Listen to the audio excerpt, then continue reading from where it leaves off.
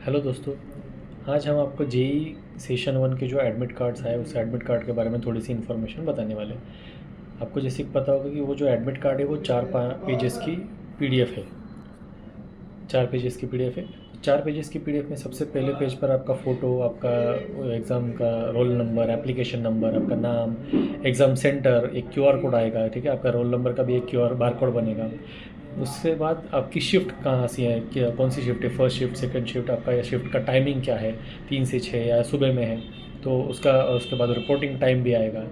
फिर photo ID जो आपने सबमिट किया है वो भी आएगा। अब आपको करना क्या है, जो फ़ोटो आईडी आपने सबमिट किया है, तो जैसे किसी बंदे का समझो टाइप वहाँ पर दिया गया है कि आपने आधार कार्ड अपलोड किया है, किसी का रहेगा उसने पैन कार्ड अपलोड किया रहेगा, किसी ने पासपोर्ट अपलोड किया रहेगा। तो जो भी फ़ोटो आईडी आपने वहाँ पर अपलोड किया है वो फ़ोटो आईडी आपको साथ में लेकर जाना है, ठीक है। समझो किसी ने आधार कार्ड अपलोड किया है एज अ आइडेंटिटी प्रूफ, तो उसको आधार कार्ड साथ में लेके जाना है, ठीक है। उसकी एक ज़ेरॉक्स कॉपी और एक कलर कॉपी जो ओरिजिनल होता है वो, ठीक। फिर उसके बाद उसके नीचे वाला जो पोर्शन है, उसके नीचे वाले पोर्शन में आपको 3 ब्लॉक्स दिखेंगे। पहले ब्लॉक में आपने जो फ़ोटो अपलोड किया है एग्ज़ाम के लिए, फॉर्म भरते वक्त, एप्लीकेशन फॉर्म भरते वक्त, वो फ़ोटो आपको फर्स्ट ब्लॉक में पेस्ट करना है।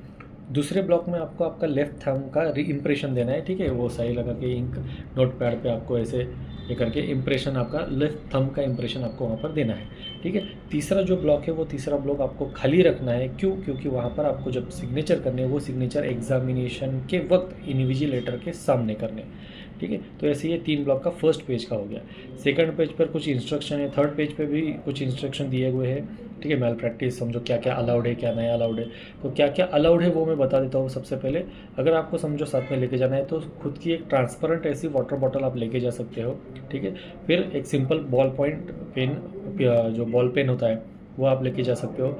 एडमिट कार्ड जो एनटीए की वेबसाइट से डाउनलोड किया गया है वो एडमिट कार्ड A4 साइज़ पर ही प्रिंट आउट उसकी निकाल के आपको फुल्ली, जैसे मैंने अभी बताया, वो पूरा फिलअप करके लेके जा सकते हो।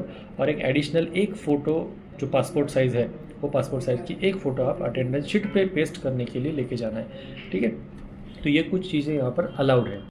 अब सबसे इम्पोर्टेंट बात यह है कि जो जो बच्चों ने आधार एज अ आइडेंटिटी अपलोड नहीं किया है, तो वो बच्चों ने कम से कम उनके रिपोर्टिंग टाइम के 1 घंटा पहले वहाँ पर आके आपको टाइम रिपोर्ट करना पड़ेगा, क्योंकि आपके बायोमेट्रिक उनको फिर लेने पड़ते हैं, ठीक है। तो 1 घंटा पहले आपको रिपोर्टिंग टाइम से पहले आके वहाँ पर, जिन्होंने आधार कार्ड नहीं अपलोड किया है एज अ प्रूफ, उनके लिए ये सिर्फ, ठीक है। तो उस हिसाब से वो वहाँ पर एग्ज़ाम सेंटर्स पे 1 घंटा पहले जाकर आप अपने बायोमेट्रिक आपको देने पड़ेंगे, इसलिए आपको 1 घंटा पहले जाना पड़ेगा, ठीक है। अब सबसे बढ़िया बात, सबसे अच्छी बात यह है कि जो चौथा पेज है जिसमें सभी बच्चों को कन्फ्यूजन था कि सर यहाँ पर एक पेज है declaration from non Aadhaar candidate, मतलब जिन्होंने आइडेंटिफिकेशन का टाइप आधार कार्ड ना देते हुए दूसरा कुछ दिया है, जैसे पासपोर्ट हो सकता है, पैन कार्ड हो सकता है, ठीक है। तो उन्होंने ही सिर्फ 4 नंबर का जो पेज है इस पीडीएफ का, एडमिट कार्ड की पीडीएफ का, वो आपको प्रिंट आउट निकाल के पूरा फिलअप करना है, जिसमें सबसे पहले आएगा डिक्लेरेशन, ठीक है। जिसमें सबसे पहले आता है कि आपको डिक्लेरेशन में आपका नाम लिखना पड़ता है, आपके फादर का नाम, फिर मम्मी का नाम, मदर का नाम। फिर वो डिक्लेरेशन के लिए फिर आप उसमें से 4 ऑप्शन है अपने पास कि आपको इसमें से कौन सा ऑप्शन जो है वो अप्रोप्रिएट फिलअप करना है। फिर उस पर जो टिक करके आपका जो एप्लीकेशन आईडी है, जो रोल नंबर है, वो लिखकर आपके पास फिर गवर्नमेंट का आईडी प्रूफ कौन सा है, या तो समझो आपके पास आधार कार्ड रहेगा, ठीक है। तो आईडी प्रूफ का टाइप और उसका डेट, शिफ्ट नंबर, वो पूरा फिलअप करके आपको साथ में ले जाना है। अब ये चौथे पेज जब आप फिलअप करोगे तो वो फिलअप करने के बाद उस पेज पे सबसे नीचे जो है वो एनटीए के जो ऑफिशियल्स है, आपने जो भी रीज़न दिया है वो रीज़न वैलिड है या इनवैलिड है वो चेक करके फिर वो उनका स्टैम्प वगैरह देंगे, ठीक है।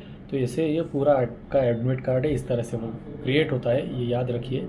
4 पेज की पीडीएफ है, पहला और आखिरी पेज काम का है, बीच में 2 पेज है, इसमें इंस्ट्रक्शंस है।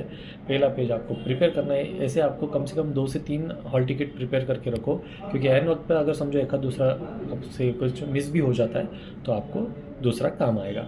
Okay, all the best for your JE exams.